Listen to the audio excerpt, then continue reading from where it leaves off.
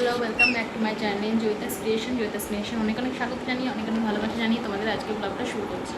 তো আজকের ব্লগটা আমি শুরু করছি হচ্ছে, দেখো আমি আজকে মিষ্টি তৈরি করছি। আজকে ময়রা হয়, তো এই যে আমার এখানে রসগোল্লা রেডি হচ্ছে। তো পুরো ফিনিশিং হলে তো অবশ্যই জানাবো, রেসিপিটাও তোমাদের পুরো ব্লগের মধ্যে। ইন্ট্রোটা তোমাদের এটা দিয়ে শুরু করলাম। তো দেখো আমি একটা গামলা মতো নিয়ে নিয়েছি, মানে মালসা টাইপের। তার আগে একটু জল নিয়ে নিলাম যাতে দুধটা নিচে তলায় না লেগে যায়। এটা একটা টেকনিকই বলতে পারো, যারা জানো না জেনে নাও। তারপর আমি দুধ এরকম, আমি আজকে ইটা পাইনি, আমুলের যে ফুল ফ্যাট যে ক্রিম মিল্কটা থাকে, যেটা হচ্ছে তোমার ওই আমুল গোল্ডটা, সেটা আজকে পাইনি। ওই কারণে আমি আজকে ওই আশীর্বাদের দুধই নিয়ে নিয়েছি। তো আজকের ব্লগটা একটু অন্যরকমই হচ্ছে, আমি তো তোমাদের বললাম। তো ছানা কাটানোর জন্য দেখো আমি ভিনিগার নিয়ে নিয়েছিলাম।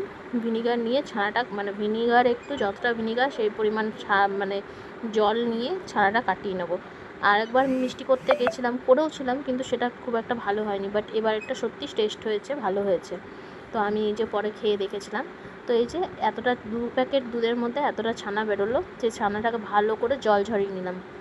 মানে এই ছাকনাটার সাহায্যে ভালো করে জল ঝরিয়ে নিয়ে এবার দেখো ভালো করে একটা থালার মধ্যে ম্যাশ করে নিচ্ছি ছানাটাকে। ম্যাশ করে নিয়ে এটার মধ্যে দেবো হচ্ছে একটু আমুল দুধ, মানে গুঁড়ো আমুল দুধ দেবো। আর তার সাথে দেবো হচ্ছে একটু ময়দা সামান্য, তাতে সুজি আমি দেবো না কোনো রকম। এটাতে দিলে হচ্ছে, ময়দাটা দিলে হচ্ছে ওর যে ফাটা ফাটা অংশটা সেটা বোঝা যাবে না। আর গুঁড়ো দুধটা দিলে এটা একটু খেতে আরও ভালো লাগবে, যে কারণে রসগোল্লার টেস্টটা আর একটু বাড়িয়ে দেবে। তো একটু আমার মনে হচ্ছিলো যেন জলটা ছানার আর একটু থেকে গেছিলো। তো যাই হোক, আনলাম, কোনো কিছু করার নাই, আর তো কিছু উপায় থাকবে না। তো আর একটু জলটা কম মানে ঝরিয়ে নিলে আমার ভালো হতো। তো সময়টা আমি দেখলাম যে একটু তাড়াহুড়ো হয়ে গেছিলো। তারপরে আমি ওটাকে ঠিকঠাক করে কিছুক্ষণের জন্য রেখে দিয়েছিলাম।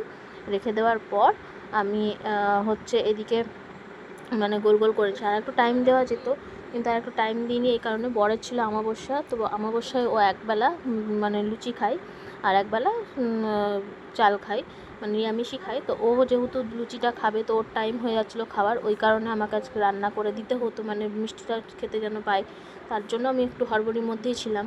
তো ওইদিকে মা বরের জন্য সমস্ত কিছু রান্না করে নিয়েছিল। আর এদিকে আমি দেখো একটা জল চাপিয়ে দিয়েছিলাম। প্রথমে 2 রকম সেরা করতে হয় মিষ্টির জন্য।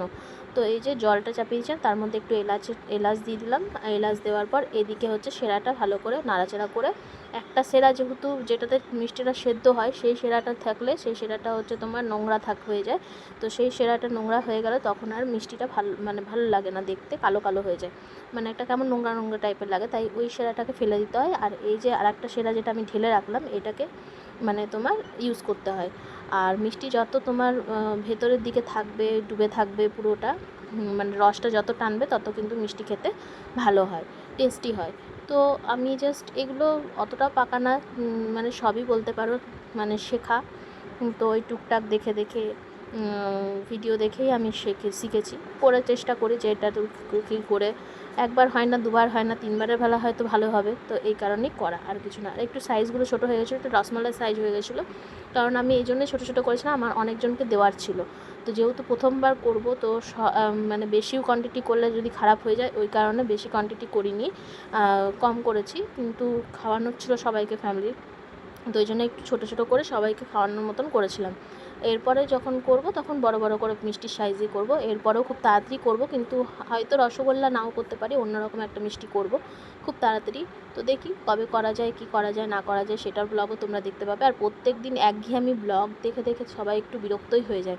তো ওই জন্য একটু অন্যরকম চেষ্টা করলাম, যে অন্যরকম করে দেখি, তাহলে হয়তো তোমাদের ভালো লাগবে। তো ওই জন্য তোমাদের জন্যই কিন্তু অন্যরকম করে ব্লগ করছি। তো দেখো আমার এদিকে রসগোল্লাটা মানে ফোটানো হয়ে গেছিলো। আর তারপর আর একটা সেরার মধ্যে, ওই সেরার থেকে উঠিয়ে আর একটা সেরার মধ্যে উঠিয়ে নিলাম। যেহেতু বেশিক্ষণ ডোবানো হয়নি, তবুও কিন্তু আমার মিষ্টিটা বেশ ভালো নরম হয়েছিল, স্পঞ্জি হয়েছিল। আর আমার নরম রসগোল্লা, গরম গরম নরম নরম রসগোল্লা খেতে ভীষণ ভালো লাগে।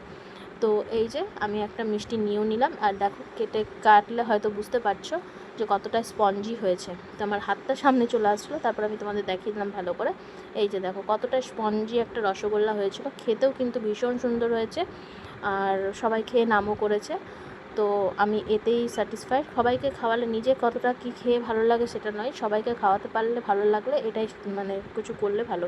তো দেখো বরের জন্য এরকম লুচি, সেমাইয়ের পায়েস, তরকারি সব দিয়ে মিষ্টি দিয়ে দিলাম। তো আজকের ভিডিও এতটা ভালো লাগলো, অবশ্যই পাশে থেকেও সাবস্ক্রাইব করে দিয়ে ফলো করো।